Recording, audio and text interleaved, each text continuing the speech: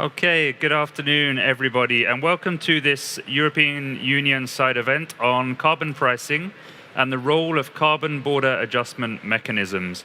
We have a packed room here in the conference center in Sharm-el-Sheikh, and I know we have many viewers online as well, so welcome to all of you, and thank you for taking the time to be with us for this important topic today.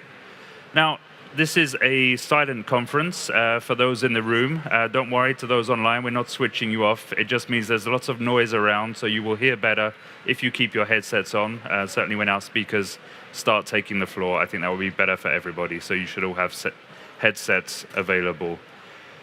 So, getting to the topic. As the European Commission's President von der Leyen always says, carbon must have its price, because nature cannot pay the price any longer. The EU's emissions trading system, known as the ETS, is the world's first international emissions trading system, and it's one of the EU's flagship policies to combat climate change. It has helped us to successfully bring down emissions from power generation and energy-intensive industries by over 40% in the past 16 years. But as the EU increases its climate ambition and as we further strengthen the ETS, we do face a risk of production relocating to other countries around the world with less ambitious climate policies. This is why the Commission has also now proposed a carbon border adjustment mechanism, known by many of you as CBAM. This is a tool to prevent carbon leakage while encouraging and promoting carbon pricing initiatives in the rest of the world. So this event today is an opportunity for us to have an open and constructive conversation about these issues, about carbon pricing, and to make sure that these systems are successfully implemented around the world. I'm delighted to have alongside me 5 excellent speakers today. Alongside me directly is Mr. Gerasimos Thomas. He's the Director General for Taxation and Customs Union at the European Commission, which is our department responsible for the Carbon Border Adjustment Mechanism. We also have Catherine Stewart, who is the Ambassador for Climate Change of Canada. We have Ms. Deepti Swami, who is the Climate Lead of the World Resources Institute in India. Next along the line is Mr. Jos Delbecq. He's the EIB Chair on Climate Policy and International Carbon Markets at the European University Institute. And last but not least, Mr. Dirk Forrester, who is the President and CEO of the International Emissions Trading Association. I'd like to give the floor first to Mr. Thomas, to our Director General, and to kick us off with a very general question. How important globally is this issue of carbon leakage, and how can it be tackled? Thank you, and good afternoon to everybody. I think it's an issue, carbon leakage is an issue that becomes more important the more ambitious we get with our policies. There is mixed evidence of carbon leakage going backwards. And I think everybody, however, agrees in all the fora that it is an issue that needs to be tackled as we move forward because we accelerate our ambition, and it is one of the policy tools that have to be taken into account. I think it's, as you have mentioned, in the Union, we are one of the first in Europe to introduce an ETS system. We did it in a gradual way. And we have corrected different issues. We had reforms. We are negotiating a reform of the ETS as we speak now. Probably it will be agreed by December. And this same progressive approach we take when we try to deal with leakage and this carbon border adjustment mechanism, or BCAs. In some other parts of the world, they call them BCAs. It's not a European invention, the CBAM. The name CBAM probably it's the first time. So we try to look at the impact and measure well the problem of carbon leakage at a time where we also try to replace some of the instruments that we have against carbon leakage. At the moment in Europe, we had used free allowances as a way to tackle carbon leakage, and we are very committed now to gradually and relatively speedily phase out all free allowances. We have phased some already, but we try to phase out all free allowances, and carbon border adjustment mechanism comes in gradually to deal with, not with the same issues, but new issues that come up around carbon leakage. So we plan to introduce an extensive transition period of around 3 years, and then we will gradually introduce CBAM over to 8 to 10 years. We have a very inclusive process by discussing the methodologies. CBAM is primarily focusing on carbon content of products and how you calculate the carbon content in products. It is something that we develop in an open methodology. We have an expert group that working on this, will be working on this in the next 6 months. And we have invited countries like Canada, for example, to join, and observers, with an observers, third countries or civil society to join in these discussions. We will learn from the experience over the next 3 years. We have a big review in 2025, and we will try to create, let's say, a good practice in the key ingredients that we need going forward. And hopefully other countries, we had many discussions here around COP, will also share their experience with us, and we try to have a common approach to these issues of carbon border leakage. Thank you, Gerasimos. So that's the European perspective, but I'd like to give the floor now to Catherine Stewart, and to tell us in Canada how you are approaching the issue of carbon pricing and carbon leakage. Thank you. And similar to you, I think we would agree that it's actually hard to assess whether carbon leakage is occurring now and to what extent. So there are many different factors that, of course, influence a company to want to go somewhere else. Production issues, investment decisions, and so on. And also, we have a carbon pricing system in Canada, and it is designed to avoid carbon leakage. So to try to measure carbon leakage again is quite difficult. And as Mr. Gerasimos was saying, we unless it gets more ambitious, we won't really see as much carbon leakage. So for Canada, we have our own approach to carbon pricing, which sets a federal standard, a national stringency standard, but allows our provinces to take their own unique approach to carbon pricing. And for those provinces that don't put their own system in place, we have a federal system that kicks in, a federal benchmark. And that federal benchmark includes a fuel charge, but it also includes an output-based pricing system. And it's through the output-based pricing system that sectors at risk of leakage receive some free allocation of emissions, meaning that they don't pay a carbon price on all of their emissions, but only on a portion of them. So for each amount, the amount each utility pays is based on its level of production and an emission intensity standard for the product it produces. So it's an approach that helps those high-intensity sectors to reduce their emissions through the output-based pricing system. So I can talk a little bit more, but perhaps I'll give others a chance to speak about the approach we're also taking internationally, which includes our good collaboration with the EU, but I'll leave it there for now on leakage. Thanks. Thank you. Yeah, we'll come back to the topic of collaboration and exchange a little bit later, but let's keep moving down the line. I'd love to hear the views of Dipti about this issue of carbon leakage. Sure. Thank you. And I think I agree with the view so far that carbon leakage estimation varies at best.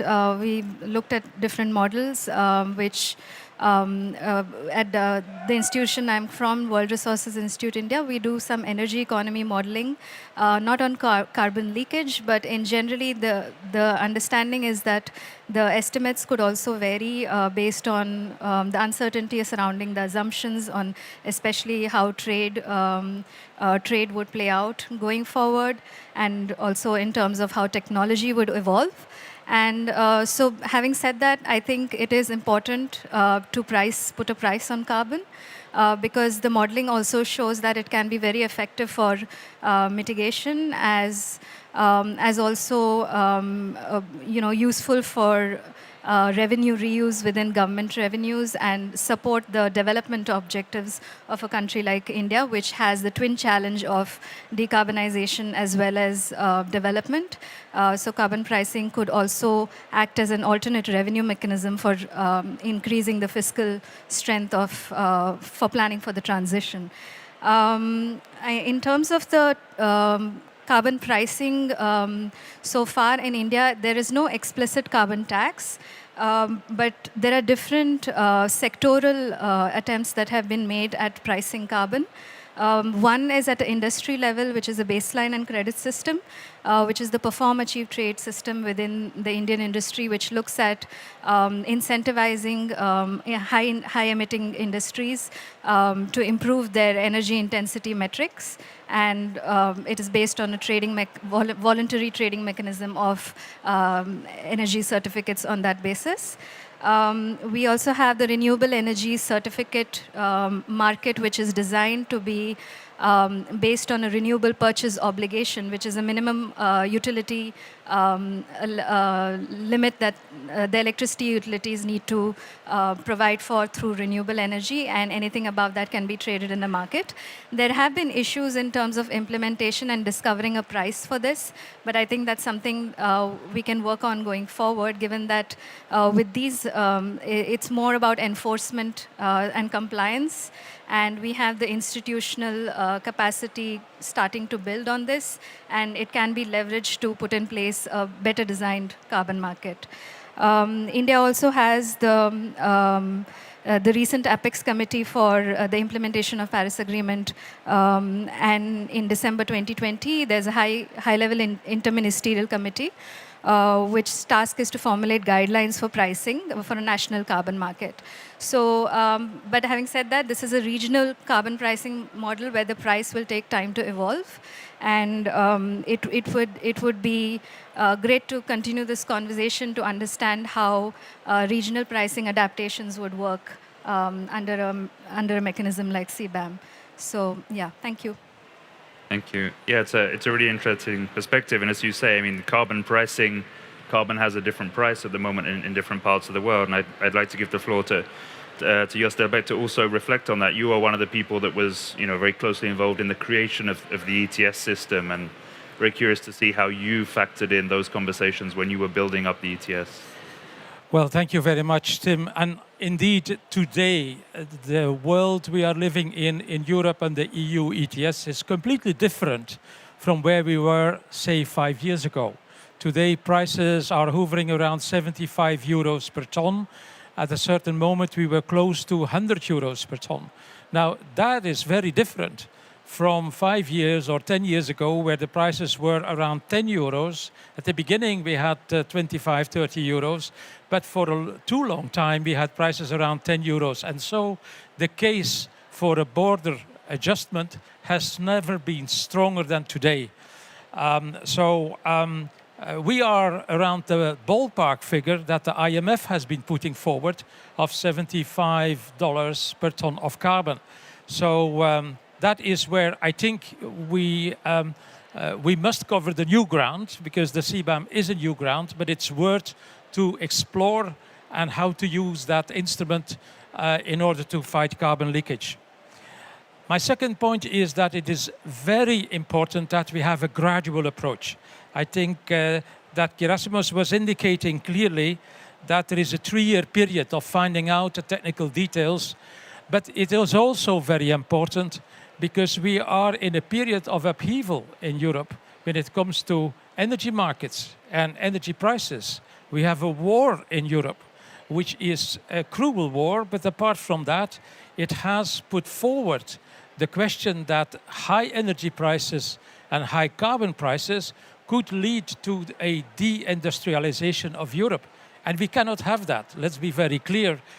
We need to abate the emissions and hard to abate sectors, but we have to crack that. And the CBAM is going to allow us to do that. And the third element that I wanted to bring forward is that we have to do that together with the world. And the G7 was toying with the idea under the chairmanship of Germany about carbon clubs. And originally it was about having clubs of similar carbon prices. But we could perhaps rethink the carbon club idea in a concept where we are having a joint industrial policy to accelerate the climate and energy transition we have to go through. We all know we have to get rid of fossil fuels. So if in a carbon club idea we can develop a conversation on the right technologies and innovations we have to crack, that could be a very nice addition to the CBAM as an instrument. So, we are covering new ground. It's going to be challenging, but we have a very useful time frame in front of us to work with the world at large to have much more work done in the hard-to-abate sectors. Thank you. Thank you, Jos. Yeah, as you say, that evolving price of carbon really puts into sharp reflection this issue of carbon leakage, and I think takes the conversation to a new level. So very interested to hear what our next speaker, Mr. Dirk Forrester, has to say on that topic particularly. Sure, and hello everyone. It's great to be here, and this is a topic that within my membership is of increasing importance. As you might imagine, International Emissions Trading Association has our strongest base of companies in Europe because of the EU ETS and because it's stimulated a whole industry, a whole business community that helps to implement that program. And what this has presented for us is I think there's been a growing recognition that as the pie shrinks of allowances, as you make your way toward net zero in Europe, there's simply not enough units to go around, not enough allowances to go around to solve all of the trade problems. So I think we always knew that this conversation was coming, but it's come on in a big way. And I know for certain sectors it's critically important because they've kind of reached the point where they feel like the trade exposure is not something that free allowances can take care of. So they see the handwriting on the wall, lots of interest in this. But I'm a global association, so I've also got people on the other side, be it in India or in Canada or US or wherever. And there, I think the challenges are around whether there's a way to get recognition for the action that's being taken through compliance programs as exist in Canada or through sort of hefted up voluntary programs that exist. But I think the important thing is that there's not disagreement about whether this is an issue anymore. Maybe it's part of the outgrowth of the war in Ukraine that everyone's thinking more closely about trade exposure and about reliance on partners and how much can you do internally and how much do you need externally. I think where it takes us, though, is back to sort of the first principles of getting to net zero and what does the net mean anyway. And the net, in our vision, means cooperation, and it means cooperation across borders, means cooperation across sectors, and it means models that enable those kind of transfers to take place. So, in other words, it means the world of Article 6, where Jos used to spend a lot of time. But it is the place that can bring together the type of cooperation that might complement the carbon border adjustment mechanism. One of the things I will also say is that, so I think there's an acknowledgement that, while there's bits of evidence around, demonstrated leakage, that's likely to get to be a bigger problem because of the pricing dynamics Jos was talking about. But I have to say it's also stimulating conversations in a lot of other places about how do they implement programs that might pass muster with the EU. So I think it's having that kind of a positive impact of making countries maybe fierce up and get more serious on their carbon pricing programs. And I'll just close with saying I think when you go back to the origins of some of the climate clubs or carbon club work that Professor Nordhaus put on the table a few years back, it talked about carrots and sticks. Well, the CBAM is definitely a stick. But what I'd love to see emerge is probably a segue to your next question, Tim. But what I'd love to see emerge is the other side of the equation. What's the cooperation side look like? We know what it looks like inside the EU. if you're an EU member state, lots of cooperation in that market. But if you're outside the EU, that market access is not being leveraged at all. And that's something I think deserves a rethink. Okay. Well, a perfect setup, as you say, for the next part of this conversation. And I'd like to go back to Catherine, because you mentioned earlier the cooperation that you have with the EU in particular. So let's start there and discuss how that is working out.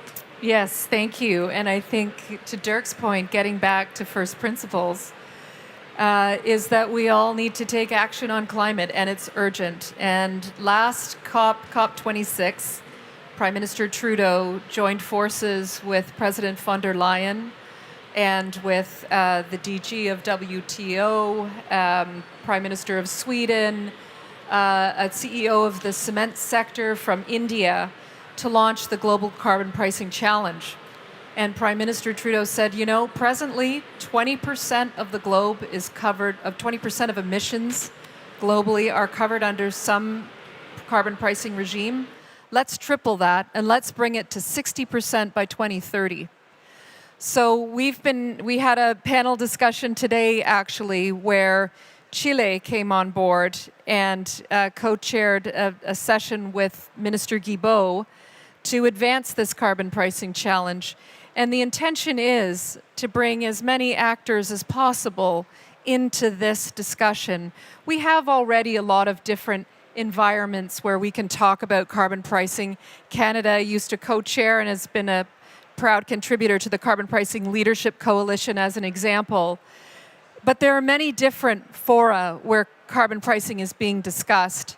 And with the Global Carbon Pricing Challenge, this is an opportunity to bring all of these discussions together, to bring all of these ideas together so that we can drive forward on carbon pricing, because it is a fundamental part of Canada's climate change plan. And it is something that we are seeing a lot of momentum on globally. And so to be able to do that cooperation and collaboration with the EU to get this started at COP26 has been really great. And I also want to thank the EU and Thomas in particular for their outreach to us about the CBAM and what that is. And we've had some really good opportunities to provide our input and our feedback, because we do believe we have a very good, robust federal system in place. And we want to make sure that that gets recognized as CBAM moves forward. Thank you. I think that's a very good point that you make, and this is something which Executive Vice President Timmermans, the responsible commissioner for the European Green Deal, often says. The CBAM is a conversation starter. He often gets asked in the media, you know, is this causing problems for you with certain countries around the world?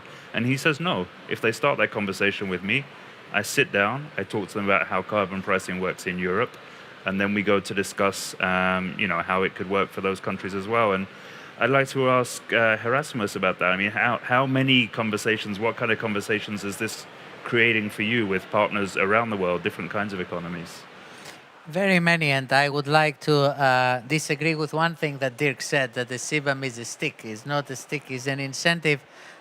We have already, if we look at the beginning on our proposal is to start applying the carbon border mechanism to 4 sectors: steel, aluminium, cement, and fertilizer. So if you look at the trade flows and the trade intensity, this is primarily around the neighborhood. And we were very happy since we proposed CBAM last year. And despite the fact that it only kicks in at 26, 27, we already had the Turkish government that announced that they will introduce a carbon pricing system this year. Ukraine has accelerated the program of carbon pricing. Many countries around the world are seeing this as a contribution and as an incentive to think more intensively about the carbon pricing or carbon taxes. It depends. Some countries, they prefer to have a carbon taxation, and some, they do it in different ways than we do it. But it's one of these policy tools that works already before it kicks in. And that, I think, from my perspective, that's one of the very important successes of this. Now, I think it also gives us incentive to talk about something else. That, in my view, it will be very important in the next decade for all our discussions. It is how you measure carbon intensity at the product level. ETS is based on a notion of measuring carbon intensity at the facility level. Carbon pricing gives incentives at the level of installations.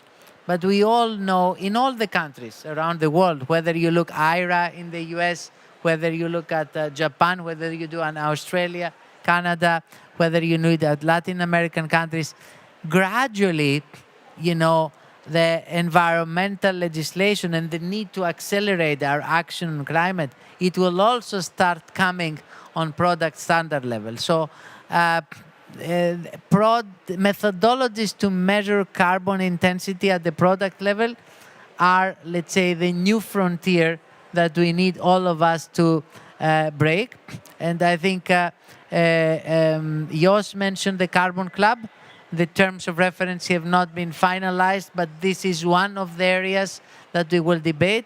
I think the Inclusive Forum of the OECD is trying to bring this debate in a structured way to and measure and bring best practices. And I think this complement, let's say, to carbon pricing, this discussion to have an international cooperation around Sector 1 and Sector 2 emissions is very important. And I think we need to be gradual, we need to be solid on data. That's what we are trying to do. But I think it will benefit all of us that we engage in this debate now, so that we do something very useful that will drive our policies of all our countries in the next decade. Thank you, Erasmus. I'm really interested in this concept of how you measure the carbon footprint and how you price that carbon footprint. Of course, it's going to depend on different production technologies around the world. I'm interested to know if Dipti, if that's something which you see conversations around in India, and this reflection of how you would measure for specific products and how you would put in place a system which works internationally and is comparable. Right. So I think to go back to the example that I gave of the perform, achieve, trade mechanism, which is the baseline and credit system, we have the industry sector. So we have a sense of the emissions, energy intensity metric, right? And we have a benchmark. And what I think we can explore with the methodology in CBAM is look at the bilateral channels that are there for specific industries and understand, because in the absence of data on common pricing, a common price, I think it would make sense to do consultations bilaterally to understand what the default values should be under the CBAM. And it needs to take into consideration factors of technology improvements and other region-specific characteristics, which can eventually be incremented along a path which is closer to the ambition that CBAM is seeking with the global carbon price. Okay. And I mean, Duke, your reflections as well on that. You were talking about having different members in different places around the world. I mean, how are you bringing those conversations together about putting the right metrics in place? I think it's certainly something that is a big part of the conversation now. And for some of the sectors covered by CBAM, I think you started in probably the right places, because there aren't as many products as if you get into some other sectors where a single facility might produce a wide variety of products that it gets more complex. So I like the idea of starting simple with some that are pretty straightforward, right? And that way you kind of build understanding of how it works, and that'll. I guess, Josh, this goes back to your point about sort of a gradual approach to it. But I also think that it's an interest area in part because investors are asking the same kind of questions, right? So it's not just being asked by CBAM authorities. It's a question that's being asked in other places and about how you're addressing the worst parts of your footprint. Are we good enough at measuring footprints yet? And so I think I would totally agree that that's a healthy part of the CBAM discussion, is that it gets that focus in areas, and like chemicals might be really difficult as a whole sector, but you'll probably find that the big emissions are from a smaller subset. So maybe it isn't as hard to get at as we thought. So I think there's a lot of learning to be done in that. Okay. I want to come to Jos on this question of carrots and sticks. And you talked about energy prices and the transition. One of the carrots of the EU ETS is that it generates revenue for national governments, and other speakers spoke about that as well. Is that something which you see stimulating conversations around carbon pricing, governments understanding that this is a way for them to drive the green transition? Absolutely. That's a little bit the discovery that we made in Europe. When prices were low, the revenues were low. Now the prices are high and the revenues have been multiple compared to what we estimated. Just one example, when we negotiated 7 years ago, the Innovation Fund, the maximum envelope we were talking about was 5 billion. Today, we have passed the 75, 80 billion.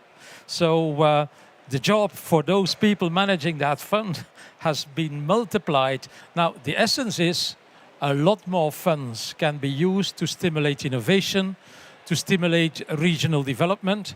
And I would hope in the CBAM discussion that the legislator is also going to give priority for any revenues that are going to be raised for cooperation with others, not only to do the data exercise and the management of the CBAM, but also to support and accelerate the transformation we have to go into. In particular, some countries, and there is a lively debate here on adaptation and loss and damage, etc. So there is a need for funds. So I would think that we need a special treatment somewhere, somehow, for those countries, the least developed, those who are most in need for support in this transformation, that the resources made available to the carbon market and through the CBAM will be used in a priority way for that. That would feed in well with this idea of a club and helping one another to deliver on the net zero, because that's the target. The target is not as many revenues as possible, as high tariffs and have trades to be changed. It is about net zero and delivering of the targets. And I hope that the legislator is going to spend most of the revenues from the CBAM in that direction. Thanks, Jos. So a carbon club came up in a few interventions. Erasmus, are you part of the club? Are you inviting people to join the club? Is this part of what we're doing here in Europe? Well, I think the discussion on the climate club has started in the framework of the G7. The terms of reference were discussed in Washington, D.C., both at the level of the G20 and a wider context. And I think this is something that the German presidency of the G7 has to finally shape. There is not, the final terms of reference are not there yet. But I think the European Union fully supports the, let's say, the setting up of a forum where we will bring in, obviously, not the G7 countries only, but a wide variety of countries. And then we discuss these issues that are looking forward. This is about discussing the challenges that will come up, and they were not fully structured in order to go into a formal agreement or so. And I think this idea of the German presidency is very important and very welcome. The Carbon Club, as it stands, it will take input both from the OECD and from the IMF and the World Bank. So it will be a place where the knowledge will deposit. There will be deposit of the depository of knowledge that will give room to new ideas to develop, I think, for the next decades. I think from our point of view, one of the important elements is to move gradually to carbon content methodologies. There are good practices around there. there are products, there are very vivid discussions that we talk about Scope 1 emissions, and also important and difficult discussions because of the lack of data on Scope 2. And I think these two have to come together. We in the Union, we have recognized that we have to take it gradually. So in the CBAM, we have first regulation on Scope 1 emissions, and we will plan after 2025 to look at Scope 2. It shows that we do not, we want to take a step-by-step approach, and I think it's good to launch the debate, discuss with partners, get comments, and move forward. I think when it comes to financing, I want to make one comment with Jos on what Jos has said. It is too late if you wait, us, as EU at least, to help the developing countries by the time we will have CBAM revenues. We will have CBAM revenues in the next decade. And I think this is too late. So the approach that we take into the EU is that we're putting all our financing instruments in helping the less developed countries today. I mean, if you take a country like Mozambique, they have important aluminium production, a lot of exports to the EU. For us, it's as a percentage of our imports of aluminium is small, but for them, what they export to us, it's a very important percentage of their exports. We are helping them today, to develop new hydro and renewable energy and solar capacity on the east part of the country. We are helping them today through our international partnership programs to develop new grid from the east to the west. At the moment, they export their renewable electricity to the south, to South Africa. So we need to take this action in a proactive way. And I think we have enough capacity and a lot of commitment when it comes to the EU. Let's say we are putting more than 35% of our international development, international partnership aid, in our neighborhood aid, we put more than 35% in this area of sustainability. So I think some of these instruments are, in particular, the instrument of carbon border, it is something that revenue is a secondary consideration at the moment. It will come later in the decade, and we need to act now, going back to the principles that mentioned Catherine, either through technical assistance in some areas of methodology, carbon pricing. Turkey, for example, has benefited a lot from our discussions and technical assistance on introducing a carbon pricing. But for the less developed countries, we need to provide funding for the transformation to more sustainable investments today. Thanks. Catherine, you were saying earlier that the objective that Canada is supporting is to go from covering 20% of emissions with carbon pricing to reaching 60% of emissions covered. So what's your priority? How do you get there? Is this a small club of big emitters or a big club of small emitters? I mean, I think much like the approach to the Paris Agreement, it's all in now.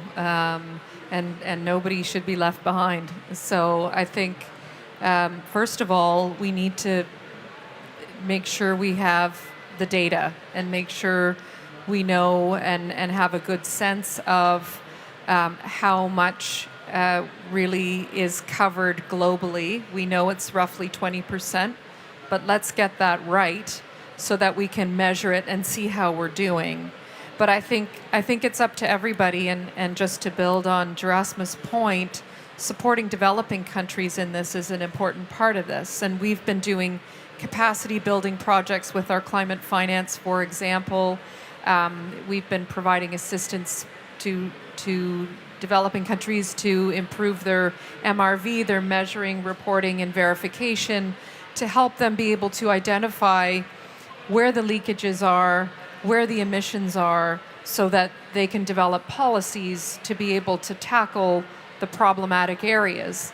And then you can, get into a conversation about whether carbon pricing might be a logical solution to help address that and help to drive cleaner technology and the innovations to get you there. So I think for us, this global carbon pricing challenge is open to everybody. We want to make sure it's not just a north-south thing or north thing. We want south countries to be there as well. We were very glad to see Chile join in this morning and welcome more. And we will be very actively having discussions throughout the year so that we can bring another event to COP28 on this important topic. Thank you. So, Aditya, I want to come to you next because a few of our speakers have raised this issue of how complicated it can be to put in place such a system. How is India in particular looking at designing carbon pricing? How are you exchanging ideas with others around the world? Yeah, so we've been doing some energy economy modeling, which looks at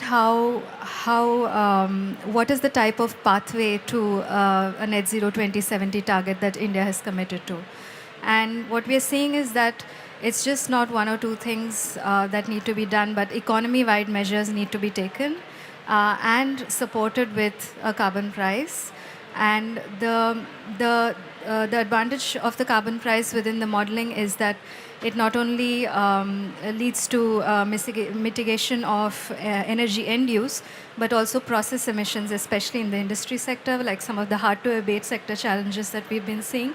In India, it's almost a third of the total industrial emissions, and putting a price on process emissions can definitely lead to a lot of mitigation in the long run.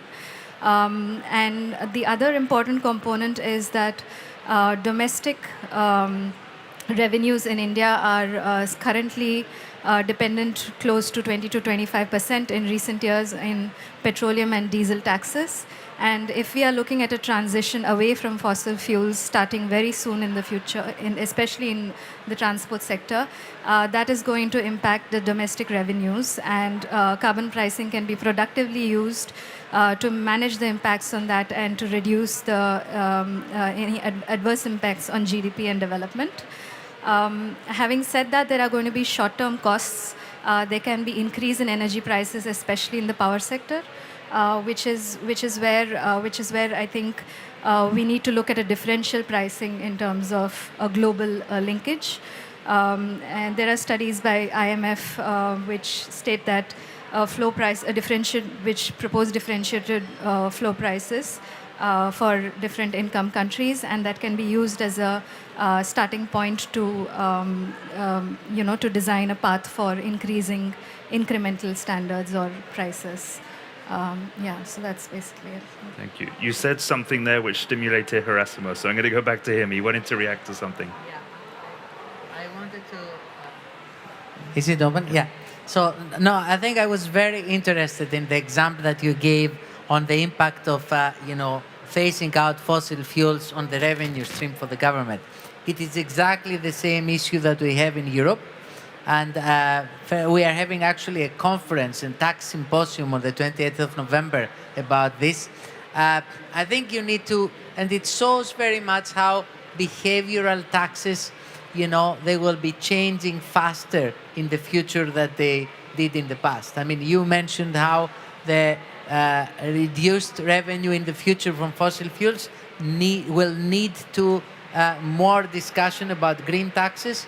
So each individual, revenue will be less sustainable over a long period, but I think the number of behavioral taxes we have in the system will increase and to cover up for this revenue.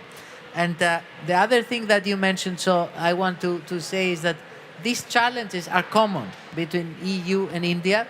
And I think the same happens with this, for example, carbon border issues. You mentioned before the default values, the cooperation, and I think it's important to note in our CBAM regulation, we have room to have bilateral agreements.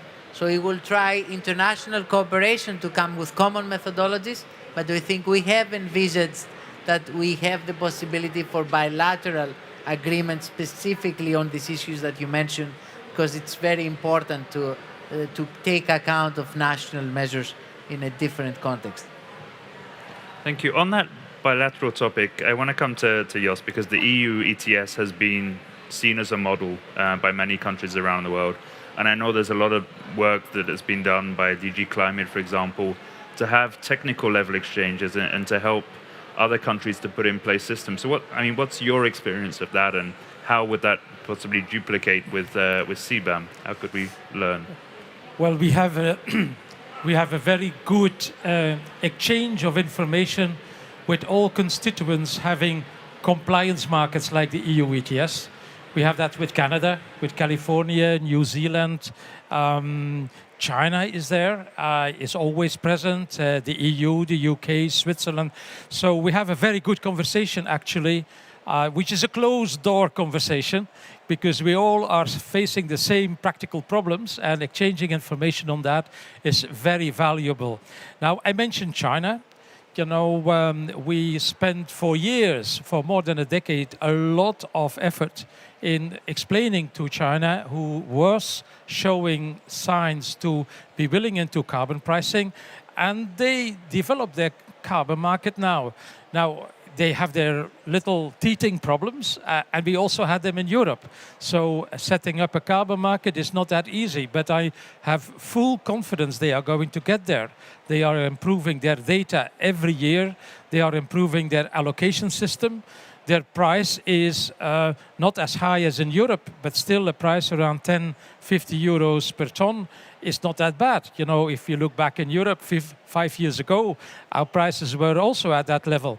So I think it's developing well, but we have to face up to the reality as well that a big part of the world is more interested in voluntary carbon markets. And I think we have to have a second look at what is really attractive in that voluntary carbon market. And we all know as well that a big share of that voluntary carbon market is, you know, questionable.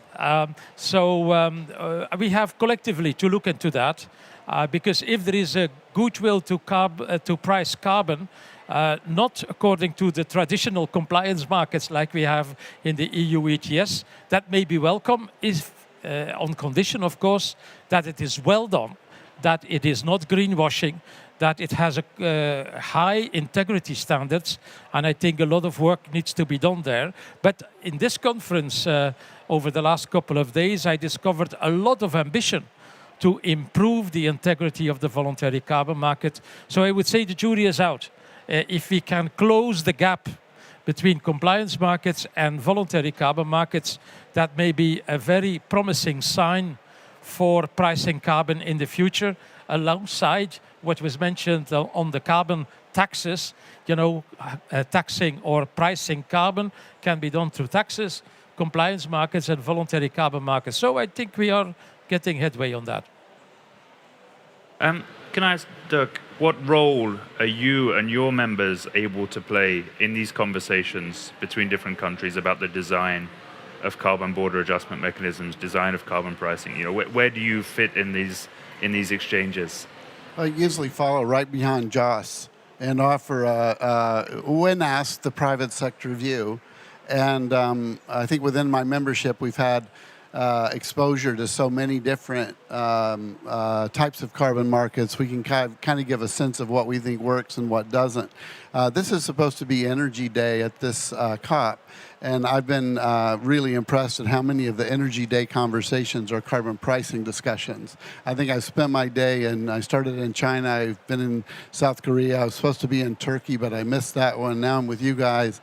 It is a vital part of that infrastructure, and I think one of the things that I hear and that I think is really interesting is how countries are going to integrate Article 6 flexibilities into their carbon pricing systems. This is what I was getting at with the carrot. Maybe it's not a stick on the CBAM, maybe it's a conversation. But the part that's missing, in my view, is Europe leveraging its market. Because it's happy to have conversations about diversifying energy partnerships, right, and having new energy suppliers. But you also need that same diversity on the environmental crediting side, which maybe it starts with voluntary in some places, but at least every analysis that I've seen, economic analysis, about how do you get to net zero would have Europe cooperating across borders with someone else, particularly supplying removals in the end. So I think that part needs to be part of the thinking, part of the equation is, yes, we understand how the border adjustment would work, but what about if you are, let's take South Korea, for example. You've been following a European sort of a European model for some time. Is there a mutual recognition agreement possibility there where you don't need a CBAM, but instead you have a market that connects? I think that could be quite interesting. And if you had at least one model to draw on, besides, I mean, Switzerland's nice, but it's not as big as some of the guys that you actually need in this system. I think that needs to be, that thinking needs to come along because you have a tremendous amount of leverage with your carbon market as well. And the pathway to net zero, I think, ultimately takes all of us there. It's not, you know, again, I think the message on getting to net zero is some countries don't have the resources to get there, and some, it's going to cost way too much. Well, that's why trading makes sense. If you can bring together the two, then we might save the planet. It's our best hope. But right now, I think the buy-side countries are much more reluctant. I'll say Japan is not reluctant. I don't think South Korea is reluctant. But I see that a lot of other places have no real game plan on how to use Article 6. So I would love to see that enter this equation in a more dramatic way, because Europe has led the way on markets for so long that this would be it's sort of a noticeable gap. And we all understand why. But again, are we serious about getting to net zero? If so, we better start building some cooperative partnerships on the market side on environment as well as energy. Thank you. We're well into the last 10 minutes, so I'm going to do one last round with our speakers and try and bring all of these things to a conclusion. I want to start with Erasmus. You know, the CBAM at the European level is on the table. You and your team are negotiating hard with the Parliament and the Council. Maybe just to give people a perspective of how close we are when this deal is going to get done and what it's going to mean for the international cooperation that follows. Well, I think we are expecting to have an agreement with the Council and the Parliament normally in December. I mean, I cannot talk on behalf of the Parliament and the ministers, but there is a lot of intensity in our discussions to come with an agreement in December. I think once the agreement is on the table, then it will be, and there is a need for a new wave of outreach from us to our international partners. The companies, CBAM is primarily addressed to companies, not to governments or countries, but also to countries who look at the design. And I think some of the fears or some of the contradictory messages that come out from the different positions will be cleared out, and we will focus at the essential. I think there are a couple of things that are fixed. We will not start before 26, 27. There will be a period of 3.5 years that we will collect data and we work with the private sector to clear up the methodology and how we do, what we collect or not. I think that the methodology on calculating carbon content will be very important. We will develop it in a transparent way, so under the scrutiny of observers, third countries, civil society, that it works. And then the next appointment is 25, where we will look at review the mechanism before making it operational. And I think in this period, we are already working with countries like Canada, but other countries as well, to look at the components that might be necessary for them and might serve them. There are BCAs developed around the world, and I think that's important. We have to start thinking about them, and I think that will lead the discussion in the coming years. It's very complementary what we do with Canada under the leadership of President Trudeau and President von der Leyen in developing the carbon pricing systems in general, and I think also complementary to other tools that we are developing and deploying all over the world as in a leadership position. So we are looking forward to discuss with the companies to carry them along, and also it has to make sure that new capacities, new technologies that are being deployed take this issue into account. Thank you very much. Catherine, you already mentioned COP28 when you were looking to the future. So if we're sitting here in the United Arab Emirates together in a year's time, what do you want to see happen? What do you want to achieve in the next 12 months?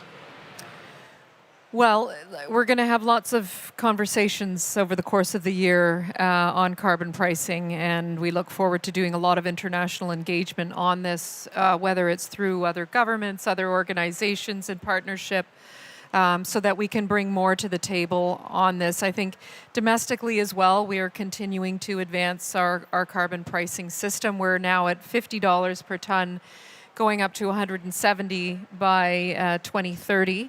And also working on future-proofing our carbon pricing. We released our emissions reduction plan in the spring, which is the plan that will get us to our NDC target of 40 to 45% by 2030.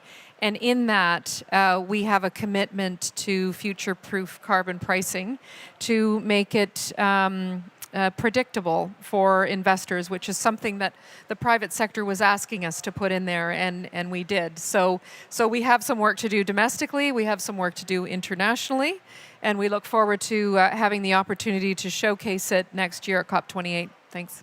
Thank you. I'll keep going along the line. It's the easiest way to do things. So I'll ask Deepti, what do you see as the most important part of your conversation for the next 12 months towards COP28? On the issue of carbon pricing and on the issue of these, carbon border adjustment mechanisms? Yeah, I think a sectoral approach is what I would argue for, because I think a more of a bottom-up approach in determining, so a product-based approach can be effective. We need to also, I think, keep in mind recognize the existing efforts at carbon pricing domestically, regionally, because there is already some learning by doing that has happened, which can be included in designing an effective carbon price. Because if we are looking at just imposing a carbon price, which may even set back current clean adoption efforts in certain sectors that are already underway.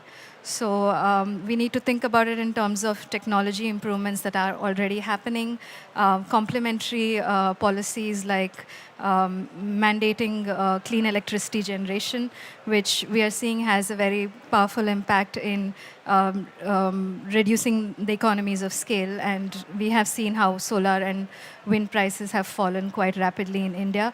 And I think a complementary approach which looks at the various other technological developments and also includes leverage the current institutional mechanisms which are in place for implementation would just get us there more easily.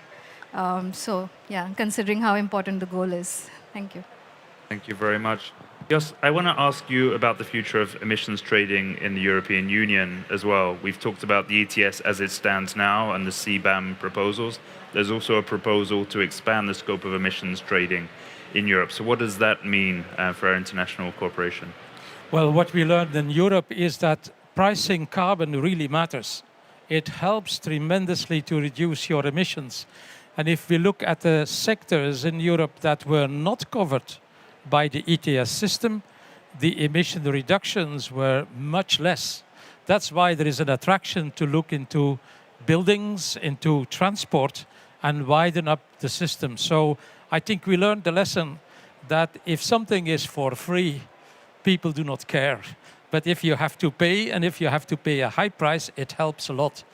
Now, the flip side of that is that there are, with higher prices for carbon, lots of revenues. And I think we should have a good reflection on how to use these revenues in a wise manner. There are social impacts. People, their electricity bill may go up because of carbon pricing. So for people really having the pain to pay their electricity bills, we could use to compensate them partially. We could do much more on innovation. We could do much more on transformation of regions that are depending a lot on one sector, say coal mining. We still have coal mining in Europe. And I noted that, for example, in Poland, where coal mining is still important, the use of the revenues on the ETS was very well spent. The Baltic Sea wind energy development has been very much encouraged by the revenues from the ETS. So even in countries where there is still a lot of coal mining countries, the carbon market helped them to do the job. And so we have to do that in the future as well. You know, widening up the sector coverage of the ETS, and also look into removals. Because we will not be able to reduce emissions to zero. And there is always going to be some left, say 10, 50%. We will have to compensate them with removals. That's the net zero by 2050. We all know that. But the carbon market can also go into that space. We are not yet ready with that in Europe, but we are looking into it. And I think there is a future there to widening up the carbon market also to removals in the medium or long-term perspective. Thank you, Jos. And Dirk, I give you the last word, and I give you a free hit. What did we forget to talk about in the last hour, which you think the panelists and our guests need to hear and think about? You know, I'm too humble to try to take that on, but what I would, and you know, I'm not that humble, right? But what I really think is just a word of applause for what Europe is doing, and in terms of extending broader to new sectors, going deeper on covered sectors, a recognition, and it's just sending the signal, yes, serious about net zero, and the follow through on that is important. But sending that sort of signal also about we're here to cooperate with others, and if CBAM can help to stimulate that, great. But I just believe that I kind of come back to those same first principles, and probably the most important one is nobody can do this alone. We all need to do this together. And part of that is the business community needing to be drawn in. And I think that's what these market instruments are all about, is drawing the business community in as a part of the effort. So we're interested in that and hope to be helpful wherever it occurs. So I hope we come back next year with a bunch of new pricing programs to talk about, maybe that the CBAM conversation has helped to stimulate. Thank you very much, Dirk. I'm so glad you used the word cooperation, because that's the word I draw out of all of these exchanges and fascinating interventions that our panelists have made. You know, we are working towards a shared goal. That's why we're all here in Sharm-el-Sheikh, and we need to cooperate across countries, markets, industries, to learn from each other, to share best practices. I want to thank very much our audience, both in the room with us and online, and I want to thank in particular our panel of experts here today. So Mr. Dirk Forrester, the President and CEO of the International Emissions Trading Association, Mr. Jos Delbecq, who is the EIB Chair on Climate Policy and International Carbon Markets at the European University Institute, Ms. Dipti Swami, the Climate Lead of the World Resources Institute in India, Ms. Catherine Stewart, who is the Ambassador for Climate Change of Canada, and sitting next to me, our Director General at the European Commission for Taxation and Customs Union, Mr. Herasimus Thomas. Thank you all, thank you to our audience, and I hope you will enjoy the rest of the week in Sharm el-Sheikh.